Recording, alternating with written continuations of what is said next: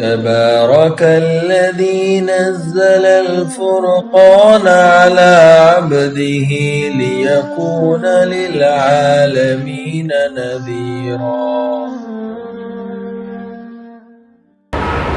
أعوذ بالله من الشيطان الرجيم. بسم الله الرحمن الرحيم. فتلقى آدم من ربه كلمات فتاب عليه إنه هو التواب الرحيم. پھر آدم نے اپنے پروردگار سے چند کلمات سیکھ لیے جس کے ذریعے سے انہوں نے توبہ مانگی، چنانچہ اللہ نے ان کی توبہ قبول کی. بے شک وہ بہت معاف کرنے والا بڑا مہربان ہے. گزشتہ آیات میں اللہ تبارک و تعالیٰ نے شیطانی وسوسہ اور حضرت آدم علیہ السلام کی لغزش اور جنت سے نکالنے کا تذکرہ اللہ تبارک و تعالیٰ نے بیان فرمایا تھا. اب یہاں سے اللہ تبارک و تعالیٰ حضرت آدم علیہ السلام نے کس طرح سے اللہ تبارک و تعالیٰ سے معافی مانگی اور کس طرح سے توبہ و استغفار کی، اس کا تذکرہ اللہ تبارک و تعالیٰ یہاں سے بیان فرما رہے ہیں. حضرت آدم علیہ السلام اللہ تبارک و تعالیٰ کا جب یہ حکم سنتے ہیں کہ تم جنت سے نکل جاؤ، یہ حکم سننا تھا کہ حضرت آدم علیہ السلام شرمندگی اور ندامت سے اپنے سر کو جھکا لیتے ہیں اور ان کی آنکھوں سے ندامت کے آنسو بہنے لگتے ہیں اور ان کا دل بے قرار ہو جاتا ہے اور بے چین ہو جاتا ہے اور زبان سے کچھ کلمات کہنے کی ہمت بھی نہیں ہو رہی ہوتی ہے کہ کہیں کوئی ایسے کلمات میری زبان سے نہ نکل جائیں جو اللہ تبارک و تعالیٰ کی شان کے خلاف نہ ہو اور میرے لیے بجائے معافی کے اور زیادہ پکڑ کا سبب نہ بن جائے. لہٰذا مسلسل رو رہے ہیں اور مسلسل گریہ وزاری کر رہے ہیں، لیکن کن الفاظ سے اللہ تبارک و تعالیٰ سے معافی مانگے حضرت آدم علیہ السلام ہمت نہیں کر پا رہے تھے، سمجھ میں نہیں آ رہا تھا. چنانچہ اللہ تبارک و تعالیٰ بندوں کے دلوں سے واقف رہتے ہیں. اللہ تبارک و تعالیٰ نے جب حضرت آدم علیہ السلام کی یہ حالت دیکھی تو ان پر مزید کرم یہ فرمایا، مزید رحم یہ فرمایا کہ ان کے دل میں وہ کلمات ڈالے کہ جن کے ذریعے سے انہوں نے اللہ تبارک و تعالیٰ سے معافی مانگی. اللہ تبارک و تعالیٰ نے ان کی معافی کو قبول فرما لیا، ان کی توبہ کو قبول فرما لیا. اب وہ کلمات کیا ہیں، اس کے بارے میں صحابہ کرام سے متعدد روایات منقول ہیں. بعض نے کہا کہ کچھ ہیں، بعض نے کہا کہ کچھ ہیں، لیکن جو سب سے معتبر اور مستند قول حضرت ابن عباس رضی اللہ تعالیٰ عنہ سے مروی ہے وہ یہ ہے کہ اللہ تبارک و تعالیٰ نے ان کے دل میں یہ کلمات القاء فرمائے، ڈالے، جس کا تذکرہ اللہ تبارک و تعالیٰ نے قرآن مجید کے اندر بھی فرمایا ہے. اور وہ یہ ہیں کلمات: ربنا ظلمنا انفسنا وان لم تغفر لنا وترحمنا لنکونن من الخاسرین. ان کلمات کے ذریعے سے حضرت آدم علیہ السلام نے اپنا پروردگار سے معافی مانگی، توبہ کی. اللہ تبارک و تعالیٰ نے ان کی توبہ کو قبول فرما لیا. فتاب علیہ، توبہ کے اصل معنی رجوع کرنے کے ہیں. توبہ کے اصل معنی رجوع کرنے کے ہیں، یعنی بندہ گناہ ہونے کے بعد، غلطی ہونے کے بعد اپنے پروردگار کی طرف رجوع ہو جائے کہ اے باری تعالیٰ مجھ سے غلطی ہو گئی ہے، مجھے معاف فرمائیے. توبہ کے اندر 3 باتیں شامل ہیں. نمبر 1، پہلی بات تو یہ ہے کہ جو گناہ کیا ہے اس گناہ پر شرمندگی ہو. توبہ کے اندر 3 باتیں شامل ہیں. نمبر 1 یہ کہ جو گناہ کیا ہے اس گناہ پر شرمندگی ہو. نمبر 2 کہ وہ گناہ چھوڑنے کا مکمل عزم و ارادہ ہو. اور اسی طرح توبہ کے اندر یہ بات بھی شامل ہے کہ آئندہ وہ گناہ کبھی بھی وہ نہ کرے. پہلی بات تو یہ ہے کہ گناہ پر شرمندگی ہو، اور دوسری بات یہ ہے کہ فوراً اس گناہ کو چھوڑ دے، اور تیسری بات یہ ہے کہ آئندہ اس گناہ کو نہ کرنے کا مکمل عزم و ارادہ ہو. جب یہ تینوں باتیں شامل ہو جائیں گی، یعنی ماضی میں شرمندگی ہو گناہ کے کرنے پر، اور حال میں اس کا ترک یعنی اس کا چھوڑنا ہو، اور ساتھ ہی ساتھ آئندہ نہ کرنے کا، مستقبل میں آئندہ نہ کرنے کا مکمل عزم و ارادہ ہو. جب یہ تینوں باتیں شامل ہو جائیں گی تو اللہ تبارک و تعالیٰ اس کی توبہ کو قبول فرما لیں گے. توبہ کا اصل مقصد ہی یہی ہے کہ اب کوئی انسان ہے کہ جو مسلسل گناہ بھی کر رہا ہے اور آئندہ چھوڑنے کا کوئی اس کا ارادہ بھی نہیں ہے، اور نہ ہی اس گناہ پر کوئی اس کی شرمندگی بھی نہیں ہے کہ مجھ سے یہ گناہ ہو گیا ہے، پھر صرف زبان سے یہ کہہ رہا ہے کہ میری توبہ میری توبہ، تو ایسی توبہ اس کے کچھ کام نہیں آئے گی۔ اور اسی طرح جو حضرات اپنے گالوں کو پیٹ لیتے ہیں، ایسا ایسا مار لیتے ہیں اور یہ سمجھ لیتے ہیں کہ میری توبہ ہو گئی، اور بعض حضرات اپنے کانوں کو پکڑ لیتے ہیں اور یہ سمجھ لیتے ہیں کہ میری توبہ ہو گئی، اور بعض حضرات اٹھک بیٹھک کر لیتے ہیں اور یہ سمجھ لیتے ہیں کہ میری توبہ ہو گئی، ایسی توبہ ان کی کچھ کام نہیں آئے گی۔ توبہ کے اندر جب تک یہ تین باتیں شامل نہ ہوں کہ اس گناہ کو چھوڑنے کا مکمل ارادہ ہو، اور آئندہ اس گناہ کو نہ کرنے کا مکمل عزم و ارادہ ہو، اور اسی طرح اس گناہ پر شرمندگی اور ندامت ہو، جب یہ تینوں باتیں شامل ہو جائیں گی تو اللہ تبارک و تعالیٰ اس کی توبہ کو کیا ہے، قبول فرما لیں گے۔ فتاب علی، یہاں پر توبہ کی نسبت اللہ تبارک و تعالیٰ کی طرف کی گئی ہے، تو اس سے مراد یہ ہے کہ اللہ تبارک و تعالیٰ توبہ قبول کرنے والے ہیں، توبہ قبول کرنے والے ہیں۔ حضرت آدم علیہ السلام نے اللہ تبارک و تعالیٰ سے معافی مانگی، توبہ کی، اللہ تبارک و تعالیٰ نے ان کی توبہ قبول کی۔ یوں ہی توبہ قبول نہیں کی، بلکہ کتابوں میں آتا ہے، حضرت ابن عباس رضی اللہ تعالیٰ عنہ سے مروی ہے کہ حضرت آدم علیہ السلام اور حضرت حوا علیہ السلام 200 سال تک مسلسل روتے رہے اور 40 روز تک انہوں نے کھانا نہیں کھایا، اور حضرت آدم علیہ السلام 100 سال تک حضرت حوا علیہ السلام سے ملاقات نہیں کی، تب جا کر اللہ تبارک و تعالیٰ نے ان کی توبہ قبول کی۔ اور اسی طرح حضرت یونس بن حباب اور علقمہ بن مرسد، ان دونوں حضرات سے مروی ہیں، وہ یہ فرماتے ہیں کہ اگر دنیا والوں کے تمام لوگوں کے آنسوں کو اگر جمع کر دیے جائیں تو حضرت داؤد علیہ السلام کے آنسو ان سے زیادہ ہو جائیں، اور اسی طرح جب حضرت داؤد اور دنیا والوں کے تمام لوگوں کے آنسوں کو ایک جگہ جمع کر دیا جائے تو ان سے زیادہ حضرت آدم علیہ السلام کے آنسو زیادہ ہو جائیں، تو اتنا زیادہ حضرت آدم علیہ السلام روئے اور اللہ تبارک و تعالیٰ سے کیا ہے، معافی مانگی۔ اور اسی طرح شہر بن حوشب وہ فرماتے ہیں کہ مجھے یہ خبر پہنچی ہے کہ حضرت آدم علیہ السلام اپنی گناہ پر شرمندگی کی وجہ سے 300 سال تک اپنی گردن کو نہیں اٹھایا، اپنا سر نیچے جھکا کر 300 سال تک رہے، صرف اپنی غلطی کی وجہ سے۔ تو تب جا کر اللہ تبارک و تعالیٰ نے ان کی توبہ کو کیا ہے، قبول فرما لیا۔ اور اسی طرح یہاں پر ایک بات یہ بھی معلوم ہوتی ہے کہ اللہ تبارک و تعالیٰ حضرت آدم علیہ السلام کی لغزش، حضرت آدم علیہ السلام کی خطا کے ذریعے سے لوگوں کو توبہ و استغفار کرنے کا طریقہ بتلانا چاہتے تھے کہ لوگوں، جب تم سے غلطی ہو جائے، جب تم سے کوئی گناہ ہو جائے تو تم اپنے باپ حضرت آدم علیہ السلام کی طرح اس گناہ پر شرمندگی اختیار کرو اور اس گناہ پر ندامت کے آنسو بہاؤ، اور آئندہ اس گناہ کو نہ کرنے کا عزم و ارادہ کرو۔ اللہ تبارک و تعالیٰ یہ طریقہ حضرت آدم علیہ السلام کے ذریعے سے پوری امت کو بتلانا چاہتے تھے۔ اور اسی طرح عارف ربانی شیخ عبد الوہاب شعرانی رحمۃ اللہ علیہ وہ یہ فرماتے ہیں کہ اللہ تبارک و تعالیٰ کے علم میں سعادت اور شقاوت دونوں مقدر تھی،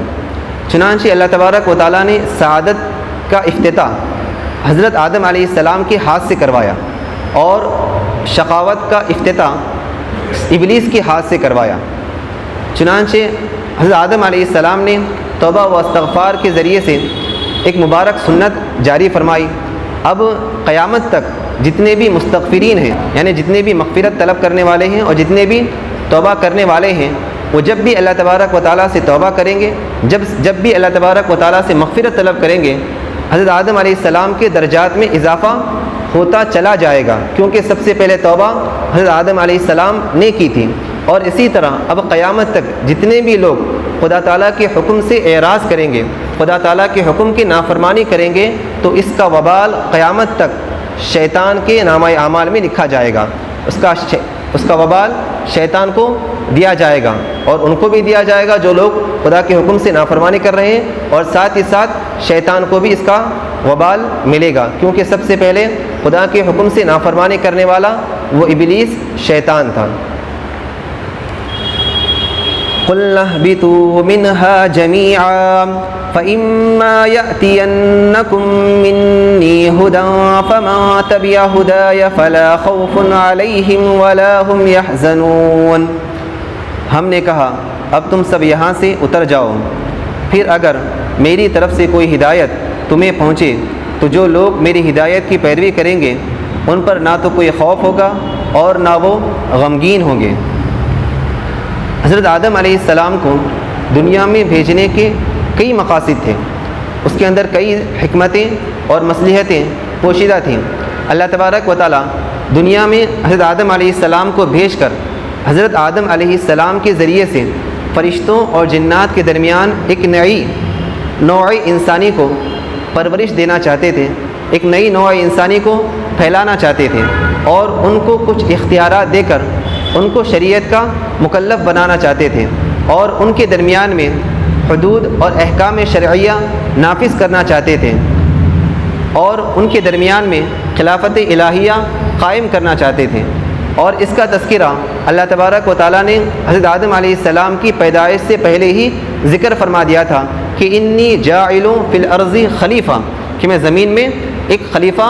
بنانے والا ہوں۔ چنانچہ جب حضرت آدم علیہ السلام نے توبہ مانگی، اللہ تبارک و تعالیٰ نے ان کی توبہ قبول بھی کی،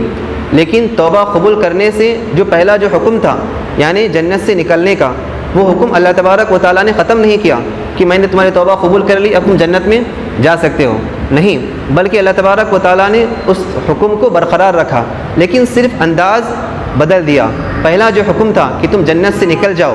یہ حکم کیا ہے؟ حاکمانہ اور بطور سزا کے تھا۔ اب جب حضرت آدم علیہ السلام نے توبہ مانگی تو اب جو حکم ہے یہ حکم حکیمانہ ہے اور خلافت الہیہ کے اعزاز کے ساتھ ہے کہ اب تم زمین میں جاؤ اور جا کر میرے احکام جب آئیں گے تو تم اس احکام کی پیروی کرو اور زمین کے اندر خلافت الہیہ قائم کرو۔ یہ جو حکم ہے یہ اللہ تبارک و تعالیٰ کا بطور حکیمانہ ہے اور خلافت الہیہ کے اعزاز کے ساتھ ہے۔ اور اسی طرح اللہ تبارک و تعالیٰ نے فرمایا فما تبع ہدایا فلا خوف علیہم، جب بھی کبھی زمین میں آنے کے بعد میری طرف سے تمہارے پاس اگر کوئی ہدایت آئے،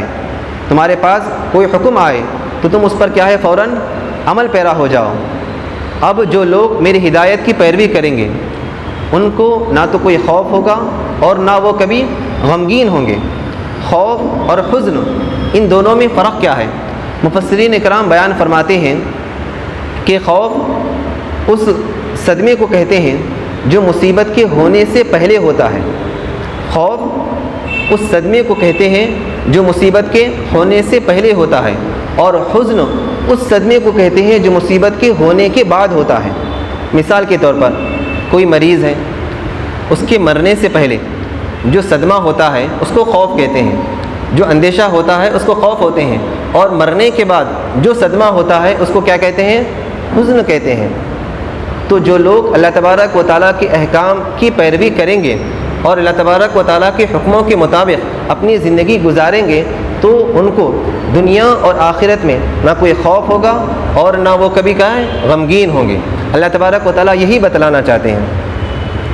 والذین کفروا وکذبوا بآیاتنا اولئک اصحاب النار ہم فیہا خالدون، اور جو لوگ کفر کا ارتکاب کرتے ہیں اور ہماری آیتوں کو جھٹلائیں گے یہی لوگ دوزخ والے ہیں جس میں وہ ہمیشہ رہیں گے۔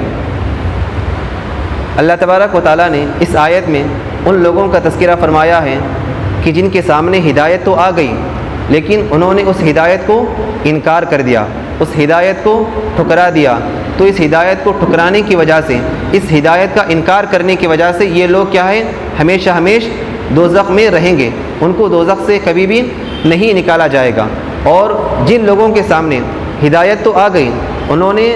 ہدایت کو قبول تو کر لیا لیکن ساتھ ہی ساتھ گناہ بھی کرتے رہے، خدا کے حکموں کی خلاف ورزی بھی کرتے رہے، تو ایسے لوگوں کو ان کے برے اعمال کی سزا ملنے کے بعد جہنم سے کبھی نہ کبھی نکال کر جنت میں داخل کر دیا جائے گا۔ یہ ایمان لانے کا سب سے بڑا فائدہ ہے، یہ ایمان لانے کا سب سے بڑا فائدہ ہے کہ ایمان والوں کو ان کے گناہوں کی سزا ملنے کے بعد جہنم سے نکال کر جنت میں داخل کر دیا جاتا ہے، بالخلاف کافرین کے، بالخلاف انکار کرنے والوں کے، وہ ہمیشہ وہ دوزخ میں جلتے رہیں گے، وہ دوزخ میں ہمیشہ سزا اور عتاب کے مستحق بنتے رہیں گے۔ اللہ عالم۔ يا بني إسرائيل اذكروا نعمتي التي أنعمت عليكم وأوفوا بعهدي أوف بعهدكم وإياي فارهبون وآمنوا بما أنزلت مصدقا لما معكم ولا تكونوا أول كافر به ولا تشتروا بآياتي ثمنا قليلا وإياي فاتقون ولا تلبسوا الحق بالباطل وتكتموا الحق وأنتم تعلمون۔ اے بنی اسرائیل، میری وہ نعمت یاد کرو جو میں نے تم کو عطا کی ہے، اور تم وہ عہد پورا کرو جو تم نے مجھ سے کیا ہے، تاکہ میں وہ عہد پورا کروں جو میں نے تم سے کیا ہے، اور صرف مجھ ہی سے ڈرو، اور ایمان لاؤ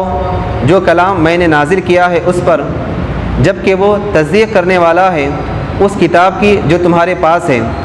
اور تم سب سے پہلے اس کا انکار کرنے والے نہ ہو جاؤ، اور میری آیتوں کو معمولی قیمت لے کر نہ بیچو، اور صرف میرا ہی خوف اپنے دل میں رکھو، اور حق کو باطل کے ساتھ مت ملاؤ، اور نہ حق بات کو چھپاؤ حالانکہ تم جانتے ہو۔ اللہ تبارک و تعالیٰ نے سورہ بقرہ کے شروع میں قرآن کی ہدایت کا ذکر فرمایا، اور ساتھ ہی ساتھ یہ بھی بیان فرمایا کہ اس سے ہدایت اور اس سے فائدہ وہ لوگ اٹھائیں گے جو مومنین ہوں گے اور متقین ہوں گے، اور ساتھ ہی ساتھ یہ بھی بتلایا کہ جو لوگ کافرین ہوں گے، انکار کرنے والے ہوں گے، اور جو منافقین ہوں گے وہ قرآن کی ہدایت سے فائدہ نہیں اٹھا سکیں گے۔ اور ساتھ ہی ساتھ اللہ تبارک و تعالیٰ نے کافروں کے اور منافقوں کے اعمال اور ان کی سزا اور جزا کا بھی ذکر اللہ تبارک و تعالیٰ نے فرما دیا، اور اس کے بعد اللہ تبارک و تعالیٰ نے مومنین، کافرین اور منافقین تینوں طبقوں کو ایک عام خطاب کے ساتھ مخاطب فرمایا کہ تم صرف میری ہی عبادت کرو، کیونکہ میں نے تمہیں پیدا کیا اور میں نے تمہیں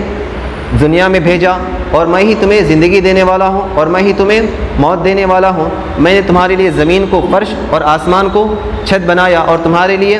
رزق کے طور پر پھل نکالے۔ پھر اللہ تبارک و تعالیٰ نے حضرت آدم علیہ السلام کی خلافت، حقیقت، حکمت کو اللہ تبارک و تعالیٰ نے بیان فرمایا، اور اس کے بعد اللہ تبارک و تعالیٰ نے حضرت آدم علیہ السلام کی لغزش اور خطا اور حضرت آدم علیہ السلام کی معافی اور معافی قبول کرنے کو اللہ تبارک و تعالیٰ نے بیان فرمایا۔ کافرین جو تھے اس میں دو طرح کے تھے، ایک تو یہ کہ جو کھلم کھلا انکار کرنے والے تھے، اور دوسرے وہ جو لوگ تھے وہ بھی انکار کرنے والے تھے، لیکن ان دونوں میں فرق یہ ہے کہ پہلے جو انکار کرنے والے تھے وہ کیا ہے، انجانے میں لا علمی کی وجہ سے، جہالت کی وجہ سے انکار کرنے والے تھے، اور اپنے باپ دادا کی رسومات کو ادا کرنے والے تھے۔ جیسا کہ عرب کے جو لوگ تھے جو بالکل ان پڑھ تھے، پڑھے لکھے نہیں تھے، تو کیا ہے، خدا کے حکم سے انکار کرنے والے تھے، جن کو قرآن میں اللہ تبارک و تعالیٰ نے امیین کہا ہے۔ اور دوسرے وہ لوگ تھے جو علم والے کہلائے جاتے تھے، جن کے پاس اللہ تبارک و تعالیٰ کا آسمانی علم ان کو عطا کیا گیا تھا، یعنی جو لوگ آسمانی کتابوں پر ایمان رکھتے تھے۔ ان میں دو طرح کے لوگ تھے، ایک تو وہ جو حضرت موسیٰ علیہ السلام کو مانتے تھے اور حضرت عیسیٰ علیہ السلام کو نبی نہیں مانتے تھے، اور دوسرے وہ لوگ تھے جو حضرت عیسیٰ علیہ السلام کو نبی مانتے تھے اور ساتھ ہی ساتھ موسیٰ علیہ السلام کو نبی ہونے کی حیثیت سے غیر معصوم مانتے تھے۔ اور اسی وجہ سے ان دونوں کے پاس آسمانی کتابوں کا علم تھا، اور یہ علم والے کہلائے جاتے تھے، اور اسی وجہ سے لوگ ان کی عزت کرتے تھے اور ان کی بات کو مانتے تھے۔ اللہ تبارک و تعالیٰ نے ان کو اس لیے مخاطب فرمایا کہ تاکہ اگر یہ لوگ ایمان لائیں تو ان کی دیکھا دیکھی وہ لوگ بھی ایمان لائیں گے جو علم نہیں رکھتے، وہ ان کی باتوں کو مانتے تھے۔ اسی لیے سورہ بقرہ یہ مدنی صورت ہے، اس میں اللہ تبارک و تعالیٰ نے منافقین اور کافرین کے ساتھ ساتھ ان لوگوں کا بھی ذکر فرمایا جو مدینے میں بہت زیادہ رہا کرتے تھے، جو اہل کتاب جس کو کہا جاتا ہے، کتاب والے، ان لوگوں کا بھی اللہ تبارک و تعالیٰ نے خاص طور پر ذکر فرمایا۔ اور اس اللہ تبارک و تعالیٰ نے بیان فرمایا سب سے پہلے ان کو کہ اللہ تبارک و تعالیٰ نے تمہیں عزت عطا فرمائی اور تمہیں مسلسل نعمتیں عطا فرمائی، اور ساتھ ہی ساتھ اللہ تبارک و تعالیٰ ان کے برے کاموں کی تنبیہ بھی فرمائی۔ اللہ تبارک و تعالیٰ نے خاص طور پر ان سے مخاطب فرماتے ہوئے کہا کہ یا بنی اسرائیل، اے بنی اسرائیل۔ اسرائیل یہ عبرانی زبان کا لفظ ہے، اس کے معنی ہیں عبداللہ کے، اس کے معنی ہیں عبداللہ کے، اور کہا یہ جاتا ہے کہ یہ نام حضرت یعقوب علیہ السلام کا ہے۔ یعقوب علیہ السلام کا یہ دوسرا نام ہے، ایک تو یعقوب اور دوسرا اسرائیل۔ اور علماء اکرام بیان فرماتے ہیں کہ اللہ کے نبی صلی اللہ علیہ وسلم کے علاوہ کسی اور نبی کے متعدد نام نہیں ہیں سوائے حضرت یعقوب علیہ السلام کے۔ ان کے دو نام ہیں، ایک ہے یعقوب اور ایک ہے اسرائیل۔ اب یہاں پر سوال یہ پیدا ہوتا ہے کہ جب ان کے دو نام ہیں، ایک تو یعقوب اور ایک ہے اسرائیل، تو بنی یعقوب بھی کہا جا سکتا تھا، بنی اسرائیل کیوں کہا، یعنی دوسرا نام کیوں استعمال کیا؟ تو اس میں حکمت علماء کرام یہ بیان فرماتے ہیں کہ اسرائیل کے معنی اسرائیل کے جو معنی ہیں عبداللہ کے ہیں، یعنی اللہ تبارک و تعالیٰ یہ بتلانا چاہتے تھے کہ تم اللہ کی عبادت کرنے والے کی اولاد میں سے ہو، اللہ کی عبادت کرنے والے کی اولاد میں سے ہو، تو تمہیں بھی یہ چاہیے کہ تم بھی اللہ کی عبادت کرو اور اس کی حکموں کی خلاف ورزی نہ کرو۔ اللہ تبارک و تعالیٰ یہ بتلانا چاہتے تھے۔ اسی طرح اللہ تبارک و تعالیٰ نے آگے بیان فرمایا کہ تم میرے عہد کو پورا کرو جو تم نے مجھ سے کیا ہے۔ اب وہ عہد کیا ہے؟ وہ عہد یہ ہے کہ تم ان نبیوں پر ایمان لاؤ گے جو اللہ تبارک و تعالیٰ کی طرف سے نبی ہو کر آئیں گے، ان پر ایمان لانا تم پر لازم اور ضروری ہے کیونکہ تم نے مجھ سے عہد کیا ہے، اور ساتھ ہی ساتھ نماز ادا کرو گے، زکوٰۃ دو گے، اور صدقات اور خیرات کرو گے، اور روزہ رکھو گے۔ یہ اللہ تبارک و تعالیٰ سے بنی اسرائیل نے عہد کیا تھا، اور ان تمام عہد کا خلاصہ علماء کرام یہ بیان فرماتے ہیں کہ اللہ کے نبی صلی اللہ علیہ وسلم کو نبی ماننا اور پیارے نبی صلی اللہ علیہ وسلم کی سنتوں پر چلنا، یہ اس پورے عہد کا خلاصہ ہے۔ اور یہی حضرت ابن عباس رضی اللہ تعالیٰ عنہ بیان فرماتے ہیں کہ اللہ تبارک و تعالیٰ اس عہد کے ذریعے سے حضور صلی اللہ علیہ وسلم پر ایمان لانے کو اور ان کی اتباع کرنے کو بتلانا چاہتے ہیں، اور ساتھ ہی ساتھ اللہ تبارک و تعالیٰ نے بیان فرمایا کہ اگر تم میرے عہد کو پورا کرو گے تو میں تمہارے عہد کو پورا کروں گا جو میں نے تم سے کیا ہے۔ اللہ تبارک و تعالیٰ نے ان سے یہ عہد کیا تھا کہ اگر تم میرے عہد کو پورا کرو گے، اگر تم حضور صلی اللہ علیہ وسلم کو نبی اور ان کی اطاعت کرو گے تو میں تمہیں جنت عطا کروں گا اور تمہارے تمام گناہوں کو معاف کر دوں گا۔ یہ اللہ تبارک و تعالیٰ کا عہد تھا ان لوگوں سے۔ اور اسی طرح اللہ تبارک و تعالیٰ نے فرمایا وَإِيَّايَ فَارْهَبُونِ، اور صرف مجھ ہی سے ڈرو۔ کسی کے اندر کوئی اختیار نہیں کہ وہ کسی کو کیا ہے نفع و نقصان پہنچا سکیں، موت و حیات دے سکیں۔ دنیا جہاں کا اختیار رکھنے والا صرف اور صرف اللہ تبارک و تعالیٰ ہی ہے۔ اگر تم مجھ ہی سے ڈرو گے تو ظاہر سی بات ہے میرے تمام احکام پر تم عمل کرو گے۔ اور یہاں پر ایک بات یہ بھی معلوم ہوتی ہے کہ عہد شکنی کرنا یعنی وعدہ خلافی کرنا یہ بہت بڑا گناہ ہے، بہت بڑا جرم ہے، اور بہت بڑی اس کی سزا ہے۔ اللہ کے نبی صلی اللہ علیہ وسلم بیان فرماتے ہیں کہ عہد شکنی کی سزا قیامت میں تو مل کر رہے گی، لیکن قیامت میں ملنے سے پہلے ایک سزا یہ بھی دی جاتی ہے کہ اس پر عہد شکنی کی وجہ سے ایک جھنڈا لگا دیا جاتا ہے تمام لوگوں کے سامنے، تمام لوگوں کے سامنے عہد شکنی کرنے کی وجہ سے اس پر ایک جھنڈا لگا دیا جاتا ہے، اور جس کی عہد شکنی جتنی زیادہ ہوگی اتنا ہی بڑا جھنڈا اس پر لگا دیا جاتا ہے تاکہ اس کے ذریعے سے تمام لوگوں کے سامنے اس کو شرمندہ اور رسوا کیا جا سکے، اس کو شرمندہ اور رسوا کیا جا سکے۔ اور آگے اللہ تبارک و تعالیٰ نے بیان فرمایا کہ معمولی قیمت لے کر تم میری آیتوں کو مت بیچو، میری آیتوں کو تم معمولی قیمت لے کر مت بیچو، یعنی دنیاوی اغراض و مقاصد کی خاطر میری آیتوں کو توڑ مروڑ کر غلط مطلب بتانا، اور اسی طرح میری آیتوں کو چھپانا تاکہ کچھ دنیاوی فائدہ ہمیں حاصل ہو سکے، یہ تمام علماء کرام کے نزدیک یہ بات کیا ہے؟ حرام ہے۔ اب رہا یہ مسئلہ کہ تعلیم قرآن یعنی قرآن کی آیت کا صحیح مطلب بتانا اور قرآن کی تعلیم پر اجرت لینا یہ کیسا ہے؟ اس کے بارے میں فقہائے امت کا اختلاف ہے۔ حضرت امام مالک رحمۃ اللہ علیہ، امام شافعی رحمۃ اللہ علیہ، امام احمد بن حنبل رحمۃ اللہ علیہ، ان تینوں حضرات کے نزدیک تعلیم قرآن پر اجرت لینا یہ جائز ہے، تعلیم قرآن پر اجرت لینا جائز ہے۔ البتہ امام ابو حنیفہ رحمۃ اللہ علیہ اور بعض ائمہ کے نزدیک تعلیم قرآن پر اجرت لینا ناجائز ہے۔ وہ یہ فرماتے ہیں کہ رسول اللہ صلی اللہ علیہ وسلم نے قرآن کو ذریعہ معاش بنانے سے منع فرمایا ہے، لیکن بعد کے جو حنفی حضرات ہیں، بعد کے جو حنفی علماء کرام ہیں جن کو متأخرین حنفیہ کہا جاتا ہے، وہ حضرات یہ فرماتے ہیں جب انہوں نے حالات کا جائزہ لیا تو انہوں نے یہ دیکھا کہ پہلے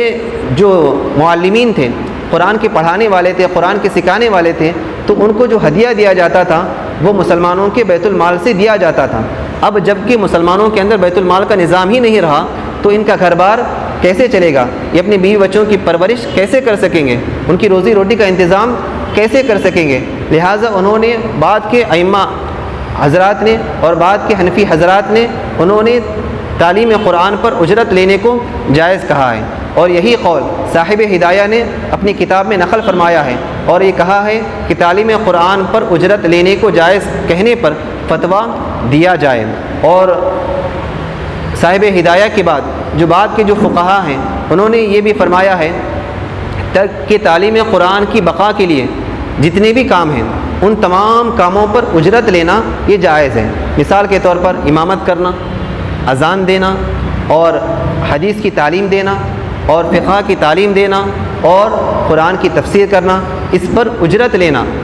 بعد کے ائمہ حضرات نے وہ جائز قرار دیا ہے۔ اور اسی طرح اللہ تبارک و تعالیٰ نے یہاں پر یہ بھی بیان فرمایا اولا کافرن بھی، تم سب سے پہلے کیا ہے انکار کرنے والے مت بن جاؤ۔ انکار چاہے پہلے ہو یا بعد میں ہو، کافر کہلایا جاتا، اس کو سزا ملنی ہی ملنی ہے۔ لیکن اللہ تبارک و تعالیٰ نے اولا کافرن بھی کیوں کہا؟ یعنی پہلے کافر مت بنو، تو اس میں اشارہ اس بات کی طرف ہے کہ جو انسان سب سے پہلے کفر اختیار کرتا ہے اور اس کی دیکھا دیکھی جو لوگ بھی کیا ہے کفر اختیار کرتے ہیں، تو ان سب لوگوں کا وبال بھی اس کو ملے گا، ان کو بھی ملے گا، اور ساتھ ہی ساتھ جو پہلا انکار کرنے والا ہے اس کو بھی ملے گا۔ تو علماء کرام یہاں سے یہ بھی بیان فرماتے ہیں کہ دنیا کے اندر اگر کوئی انسان کسی گناہ کے کرنے کا سبب بنتا ہے تو اللہ تبارک و تعالیٰ اس سبب کی وجہ سے جتنے بھی لوگ گناہ کرتے ہیں ان تمام لوگوں کا وبال، ان تمام لوگوں کا گناہ بھی اس کو دیتے ہیں جو گناہ کا سبب بنا ہے۔ مثال کے طور پر کوئی ماں باپ ہیں، کوئی والد ہیں، کوئی پیرنٹس ہیں جو کیا ہے ٹی وی لا کر گھر میں لگا رہے ہیں، اور بچے گھر میں رہنے والے حضرات، بوڑھے اور بیوی وغیرہ کیا ہے اس ٹی وی کو دیکھ رہے ہیں، تو جو لانے والا ہے ان کو تو گناہ مل کر رہے گا، جو لایا ہے اس کو ان تمام لوگوں کا بھی گناہ ملے گا۔ اسی لیے کیا کہا جاتا ہے کہ گناہ کے کام میں ہرگز مدد نہیں کرنا چاہیے، گناہ کا ذریعہ بھی ہرگز نہیں بننا چاہیے۔ اور اسی طرح اگر کوئی شخص نیک اعمال کا ذریعہ بنتا ہے تو اس کی وجہ سے جتنے بھی لوگ نیک اعمال کریں گے اللہ تبارک و تعالیٰ ان کا بھی ثواب اس کے نامہ اعمال میں لکھیں گے، اور اس کو بھی کیا ہے ان تمام لوگوں کا ثواب دیا جائے گا۔ اسی لیے ہمیں چاہیے کہ ہم نیک کاموں میں مدد کریں، نیکی کا ذریعہ بنیں، نہ کہ گناہوں کا ذریعہ بنیں۔ اس سے یہ بات بھی ہمیں معلوم ہوتی ہے۔ دعا کیجیے کہ اللہ تبارک و تعالیٰ ہم سب کو کئی بھی باتوں پر عمل کرنے کی توفیق عطا فرمائے، اور ہمیں صحیح کہنے اور صحیح سمجھنے کی توفیق عطا فرمائے۔ آمین وآخر دعوانا ان الحمدللہ رب العالمین۔ علم و ادب سکھلائیں گے، دین خدا پھیلائیں گے، مسجد میں بھی جائیں